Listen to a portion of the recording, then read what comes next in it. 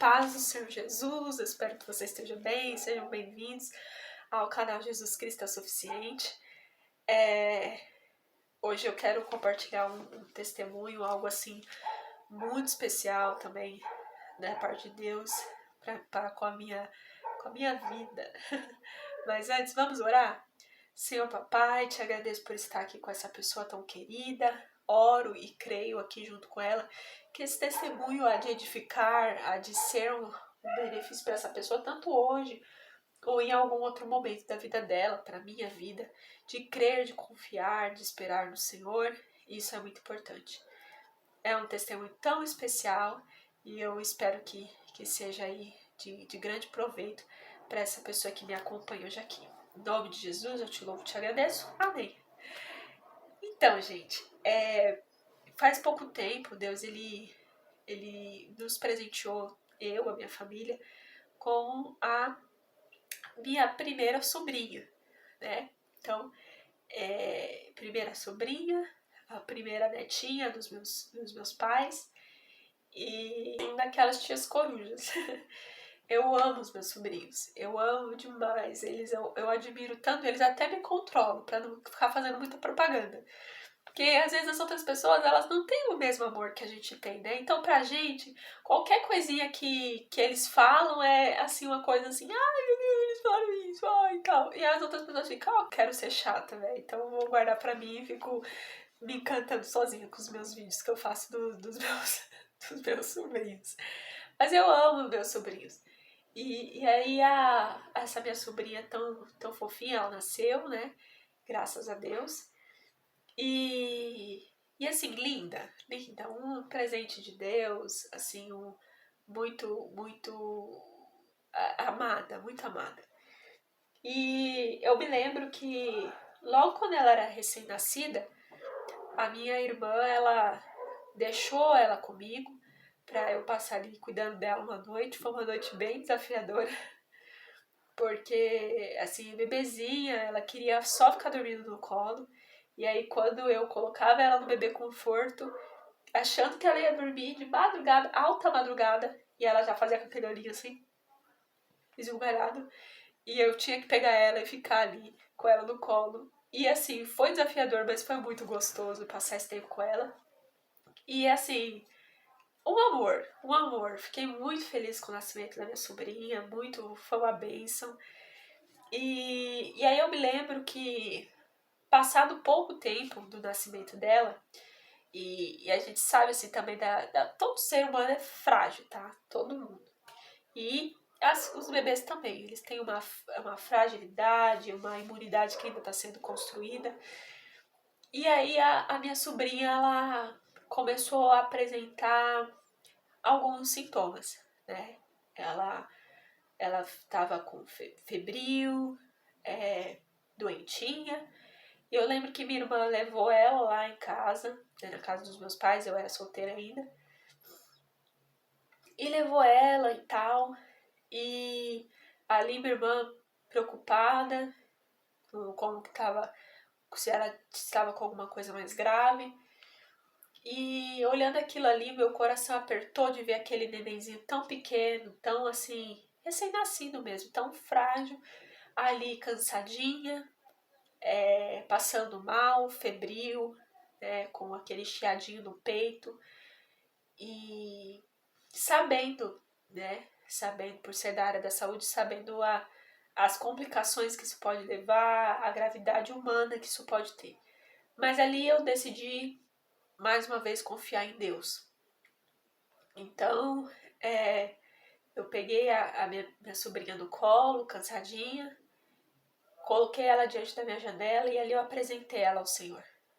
Então, ela ainda não tinha sido apresentada na igreja, mas ali eu peguei ela no colo e apresentei ela ao Senhor e falei, olha aqui, Senhor, é sua. E ali eu orei por ela e comecei a declarar e profetizar das grandes obras que essa menina vai fazer, porque eu creio que ela vai fazer e vai ser muito usada por Deus, e a gente precisa crer nisso. Crer que as nossas crianças, os nossos jovens, os nossos adolescentes vão ser poderosamente usados por Deus e que você também vai ser. Então, comecei a declarar, a profetizar que ela seria e será muito usada por Deus, e orar por ela e crer que assim será. E ali minha irmã levou ela para casa, e isso só foi agravando mais, né? Foi agravando, até que minha irmã levou minha sobrinha para o hospital, e ali os médicos já viram que era grave e que ela precisaria ficar internada. Então, eu lembro assim nitidamente, eu no trabalho, minha irmã me liga chorando e fala: Mana, a neném ela não tá bem. A médica acabou de ver a saturação dela, tá muito baixa, ela tá muito fraquinha. E ali eu vi como se a gente estivesse passando pelo vale da sombra da morte. A possibilidade de perder aquele amorzinho, aquela dádiva, aquele presente de Deus. Então, eu lembro que eu fui até o banheiro do escritório e ali eu chorei ao Senhor e disse: Deus, eu confio a vida da neném nas tuas mãos e eu creio que o Senhor está cuidando dela, que vai ficar tudo bem. Em nome de Jesus, Senhor, eu creio. E ali com o coração apertado, mas crendo e confiando, voltei ao meu momento de trabalho, que eu não podia deixar porque estava em horário de trabalho. Voltei a trabalhar e eu lembro que nesse momento entrou uma pessoa lá na minha sala e ela veio me mostrar a bebezinha dele que tinha nascido recentemente. E esse homem ele estava muito feliz e alegre, saltitante, falando como ela era saudável. Não, porque a gente está dando todos os recursos, a gente está comprando todas as vitaminas para ela, e desde pequenininha, nossa, como a gente está gastando nessa menina, porque a gente está no melhor médico, e mostrando tudo aquilo para mim. Enquanto eu ouvia aquilo, eu sabia que a minha sobrinha ela não tinha acesso a essas vitaminas. Ela não tinha acesso aos melhores médicos, ela estava num hospital público, no hospital do SUS. Enfim, eu sabia que ela não tinha tomado todas essas vitaminas, que ela não tinha tido todo esse cuidado que essa outra neném tinha. E aí aquele irmão falando pra mim, aquela pessoa falando pra mim, que a minha filha é muito saudável porque ela tá muito bem. Aí ele olhava pra mim e falava assim: coitada, né, dessas crianças que são filha de pessoas pobres, né? E ele falando isso pra mim. Eu lembro dele olhando assim pra mim e falando: nossa, coitada dessas crianças, né, que não tem acesso a essas vitaminas, não tem acesso a esses médicos que são bons, né? Nossa, como que será, né? E aí, né, não tem esse desenvolvimento, não tem todo esse cuidado. E eu olhando assim pra ele e pensando: nossa, ele não sabe, mas ele tá descrevendo a minha sobrinha. Então, eu ali meu coração apertado. Foi no mesmo momento, gente, que aconteceu isso. E ele mostrando a foto da filha dele, não passava uma foto, passava outra, passava um vídeo, e me mostrando e falando da filha dele, que a filha dele é isso, que a filha dele é aquilo, que é saudável, que tá bem. E aí de repente entrou um outro e começou a falar da filha dele também, que a filha dele é saudável, que a filha dele não sei o quê, que a filha dele, e os dois falando das bebês e tal. E eu com a minha sobrinha na cabeça e lembrando dela naquele estado que ela estava, que já era um estado grave. E ali o Espírito Santo me ajudou a ter uma atitude de fé. Então eu sorri e ali eu falei: parabéns pelas filhas de vocês, parabéns, que legal, tal. Nossa, que bom, né? Que bom.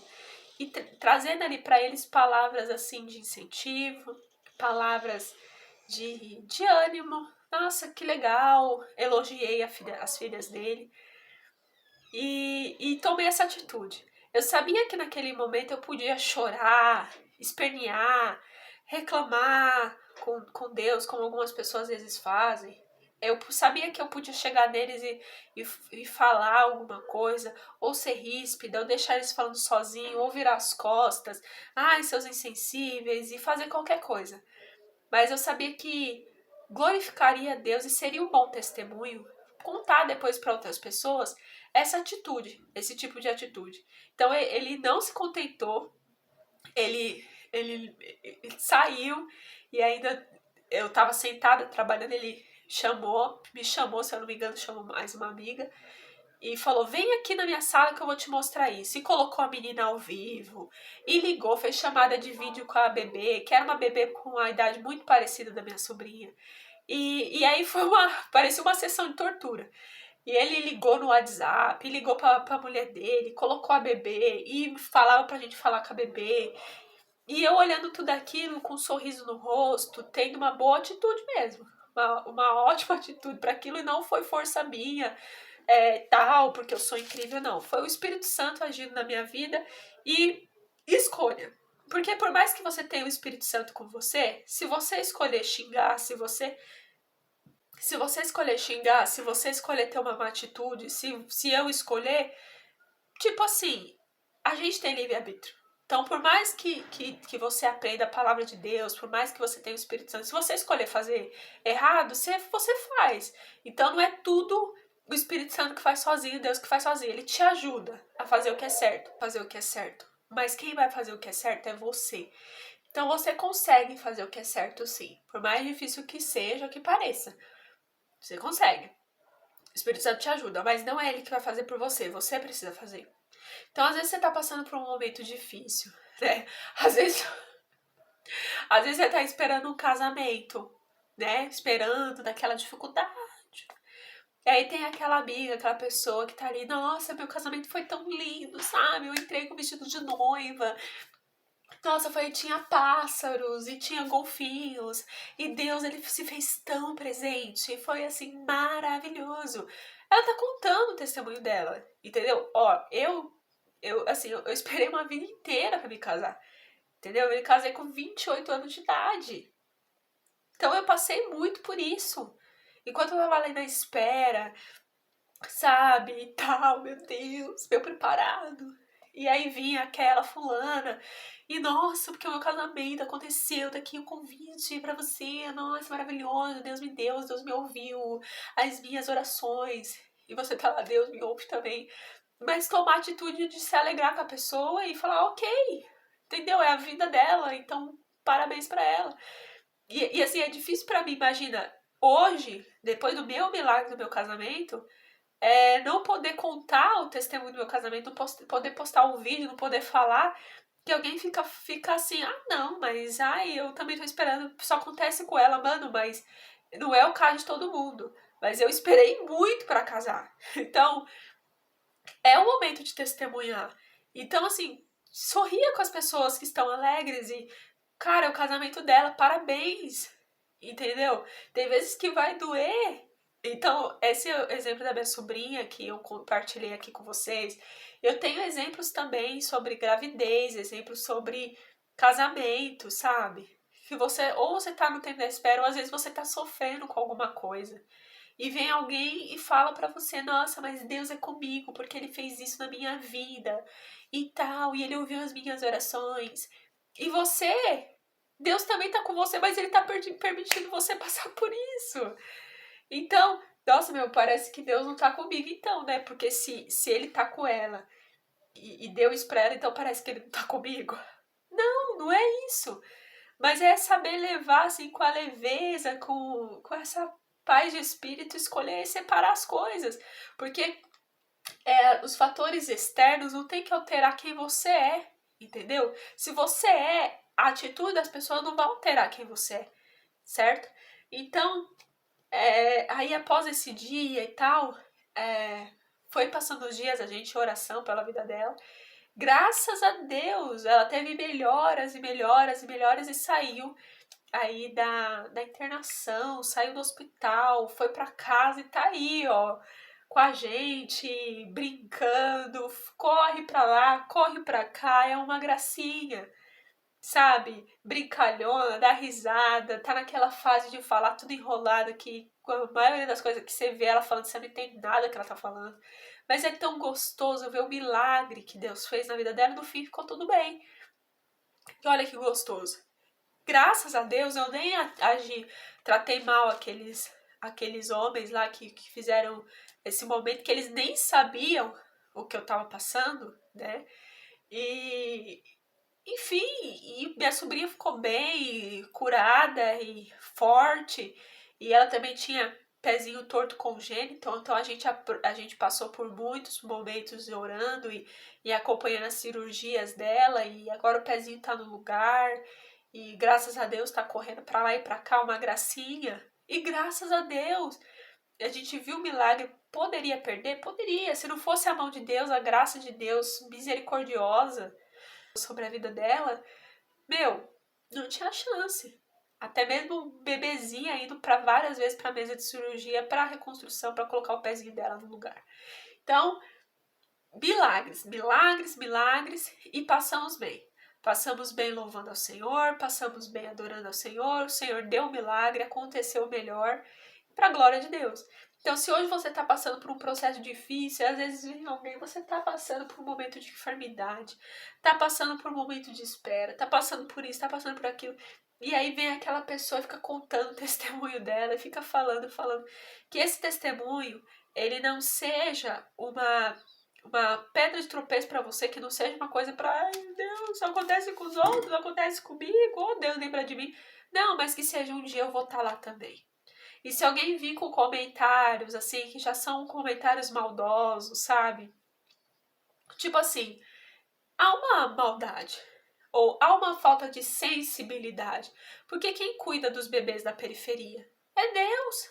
Você acha que as mamães da periferia bem pobres, elas têm dinheiro para ficar pagando os ótimos médicos? Não tem. Tem dinheiro para ficar comprando as vitaminas, não sei o que, para os bebês dela? Tem. Quem guarda? É Deus. Então tem um ar assim de falta de sensibilidade, falta de vivência, uma questão preconceituosa de ficar falando, eu não sei como os bebês da periferia vivem, porque essas mães não têm dinheiro para comprar as vitaminas para eles. Não tem médico bom. SUS, SUS. Gente, tem muito médico do SUS, tem muito atendimento do SUS que é muito melhor do que a rede particular. Inclusive o SUS é uma bênção, tá? Estuda sobre a história do SUS, vai para outros países que não tem rede pública, que você tem que pagar por vacina, você tem que pagar por pré-natal, você tem que pagar por tudo, e não é baratinho não, tá? Vai dar um rolezinho aí nos outros países que você elogia tanto, muitas vezes, ou que os outros colocam tão acima de todos, e esquece.